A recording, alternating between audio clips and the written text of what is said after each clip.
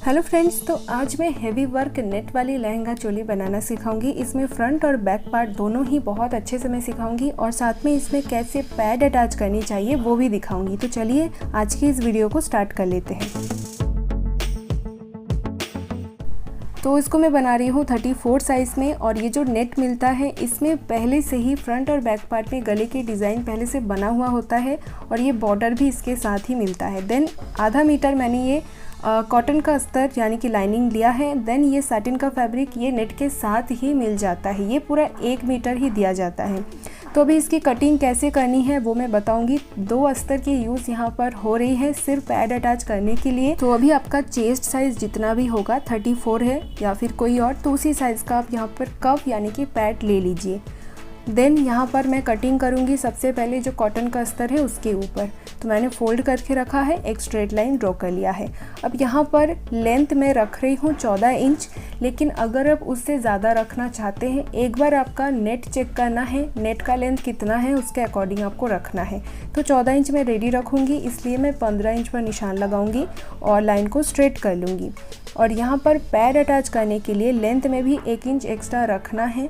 मैंने यहाँ शोल्डर की तरफ से 1 इंच एक्स्ट्रा लिया है, आप चाहे तो लेंथ यानी कि कमर की साइड से भी एक्स्ट्रा ले सकते हैं। अब यहाँ पर गली की चौड़ाई कितना है एक बार हमें नेट में जो डिज़ाइन दिया हुआ है उसे चेक करनी है।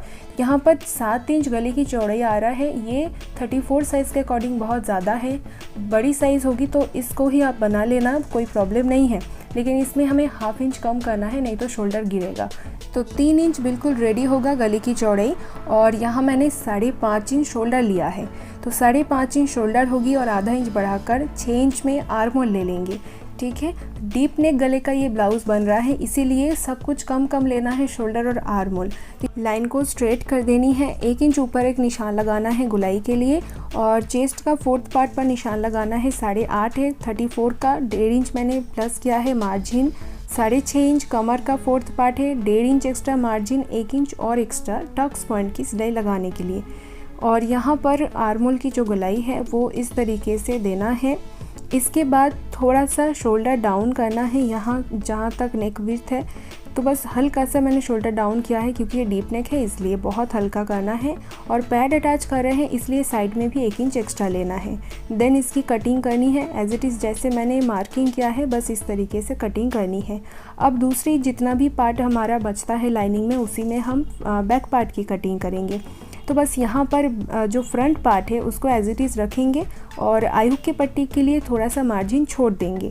यहाँ पर शोल्डर और साइड से जो मैंने एक्स्ट्रा रखा है उस फैब्रिक को फोल्ड कर देंगे अंदर की तरफ। बैक साइड में ये नहीं लेना है, ये सिर्फ फ्रंट पार्ट में ही लेना है, तो इसीलिए मैंने फोल्ड कर दिया है। बस इसको रखना है जहाँ पर ये अच्छे से आ रहा है, एज इट इज़ निशान ड्रॉ कर लेनी है और इसकी कटिंग करनी है। लेकिन उससे पहले आर्म होल की गुलाई हमें ½ इंच ऊपर से करनी है ये बैक पार्ट के लिए, और उसके बाद इसकी कटिंग कर लेनी है, तो बहुत इजी हो जाएगी।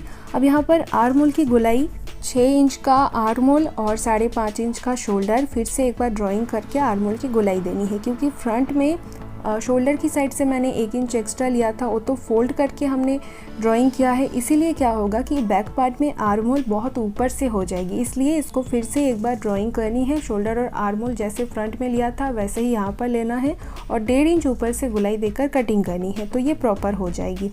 अब मैंने सैटिन का फैब्रिक को कॉटन के अस्तर के अकॉर्डिंग कटिंग किया है और जो नेट वाली फैब्रिक है उसमें मैंने कोई शेप देकर कटिंग नहीं किया है, बस एज इट इज़ मैंने थोड़ा सा बढ़ाकर कटिंग कर लिया है।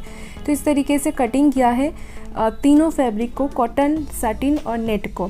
देन यहाँ पर जो स्लीव्स है वो आप अपने अकॉर्डिंग कटिंग कीजिए। मैंने 3/4 स्लीव्स बनाई है, पूरा नेट इसको रखा है, इसमें कोई अस्तर लाइनिंग नहीं लगाऊंगी। ये जो बॉर्डर आपको मिलेगा इसको आपको यहाँ पर लगानी है, लेकिन मैं इस बॉर्डर को बनाऊंगी बेल्ट बनाऊंगी इस बॉर्डर से। तो सबसे पहले फ्रंट पार्ट को मैंने फोल्ड करके रखा है और ऊपर जो प्लेन फैब्रिक है इसको कट करके निकाल देना है, बस ½ इंच आपको ऊपर रखना है शोल्डर जॉइन के लिए। यहाँ पर मैंने बताया था कि गले को हमें कम करना है गले की चौड़ाई, तो इसलिए जो नेक विड्थ है, नेक की डिज़ाइन है, दोनों साइड से बस मिलाना है बहुत अच्छे से। देन यहाँ पर ½ इंच मार्जिन लेकर सिलाई लगानी है पूरा नीचे तक, इसमें ½ इंच कम हो जाएगी। ठीक है, तो इस तरीके से मैंने सिलाई लगा लिया है। अब इसके ऊपर यानी कि जो नेट की उल्टी साइड है, जो रॉन्ग साइड है, वहाँ पर हमें जो सटिन का फैब्रिक है वो लेना है। ये देखिए नेक विड्थ कम हो गया है, 6 इंच में आ गया है। इसके ऊपर सटिन के फैब्रिक को रखना है और इसकी जो ग्लेजी वाला जो साइड है वो हमारी नेट की तरफ होगी, तो ऊपर से ये ऐसे अच्छे से आ जाएगी। अब ऊपर से देखिए चारों साइड पर सिलाई लगा रही हूँ मैं, तो इस तरीके से सिलाई लगानी है। तो जो शाटिन का फैब्रिक है वो तो हमारी मेज़रमेंट के अकॉर्डिंग है, तो उसके अकॉर्डिंग मैंने सिलाई लगा लिया है और एक्स्ट्रा जितना भी फैब्रिक हो रहा था नेट का उसे मैंने कट करके निकाल दिया है। इसके बाद हमें लेना है कुछ जो कॉटन का अस्तर है वो मैंने लिया है और इसमें हमें टक्स पॉइंट के लिए पहले मार्किंग करनी है। तो 34 साइज़ के अकॉर्डिंग मैं यहाँ पर 3.5 इंच में सिलाई मार्किंग किया है। आप बड़ी साइज़ के लिए 4 इंच में सिलाई लगाइए। अब टक्स पॉइंट के लिए 10 इंच हो रहा है, जितना भी चेस्ट का 4th पार्ट होगी उसके साथ 1.5 इंच प्लस करके देखिए जो भी आ रहा है वो आपका टक्स पॉइंट की मार्किंग है, टक्स पॉइंट का नंबर है वो, उसमें आप मार्किंग कीजिए। तो इस तरीके से दोनों तरफ मैंने निशान को उठा लिया है और यहाँ पर जैसे नॉर्मली सिलाई लगाते हैं ना बैक पार्ट में भी टक्स के लिए, वैसे ही 1/2 इंच का सिलाई मार्जिन लीजिए और सिलाई लगाइए। नॉर्मली 1 टक्स ब्लाउज़ में ज़्यादा पफ बनाने के लिए हम कटिंग थोड़ा सा अलग तरीके से करते हैं, लेकिन ऑलरेडी हम इसमें पैड अटैच कर रहे हैं तो पफ तो आएगा ही, तो इसीलिए मैंने ज़्यादा पहले से पफ क्रिएट नहीं किया है। अब मैंने फैब्रिक को लेना है और इसके ऊपर अस्तर को उल्टा रखना है, जो कॉटन का अस्तर है उसे उल्टा रखना है और इसकी जो नेक की ड्राइंग है एज इट इज़ चॉक से एक निशान उठा लेंगे और निशान के अकॉर्डिंग यहाँ पर लगा लेंगे सिलाई।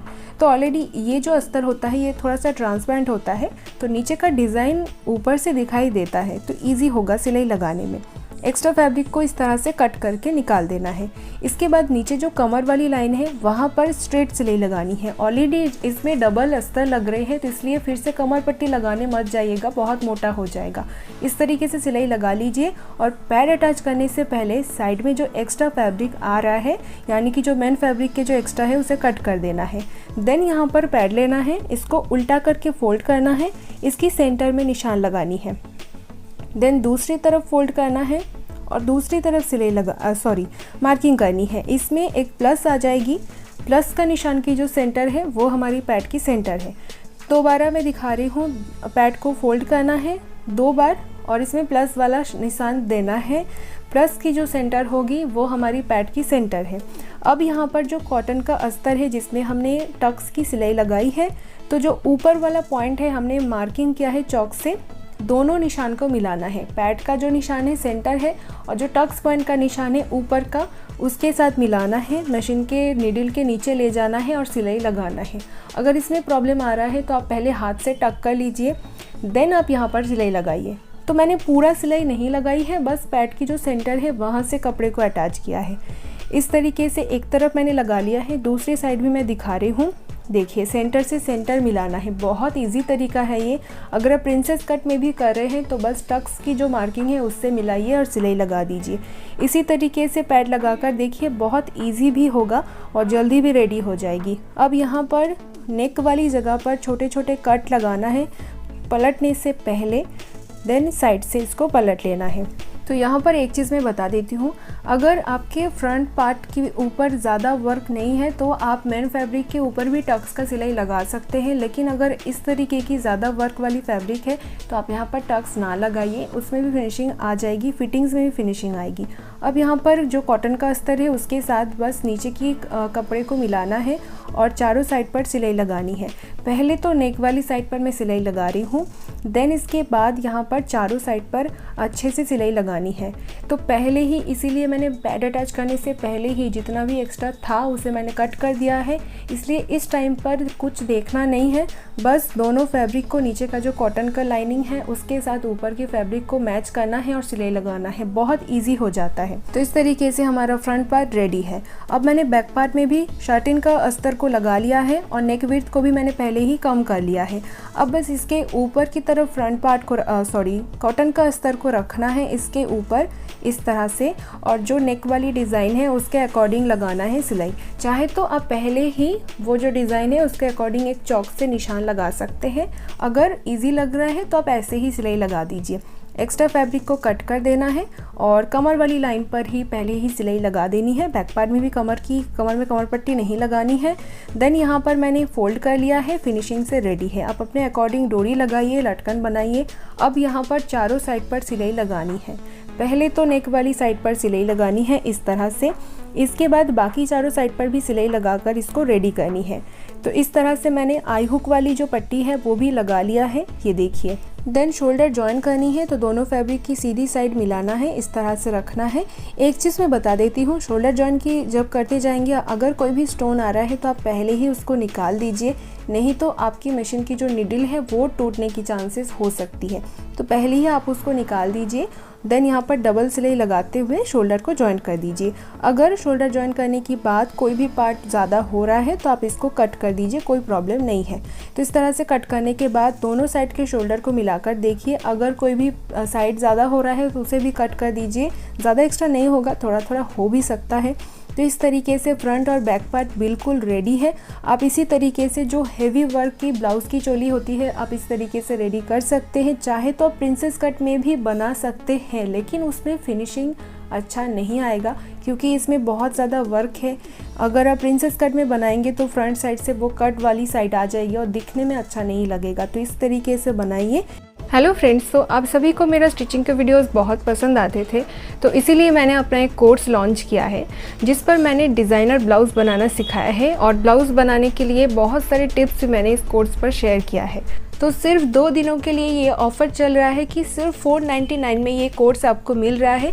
सो अगर आप कोर्स को लेना चाहते हैं तो जल्दी से जाइए अभी और इस कोर्स को सिर्फ 499 में परचेस कर लीजिए।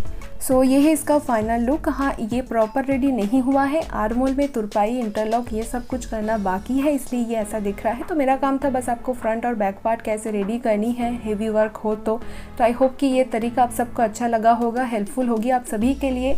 अगर आज की वीडियो पसंद आए तो मुझे नीचे कमेंट पर ज़रूर बताइए। वीडियो को भी लाइक कर दीजिए और चैनल पर अगर नए हो तो भी सब्सक्राइब कर लीजिए। और अगर आप मुझे फेसबुक से देख रहे हैं तो मेरे फेसबुक पेज को भी फॉलो करें, इंस्टा पर भी फॉलो करें और यूट्यूब पर भी सब्सक्राइब कर लीजिए।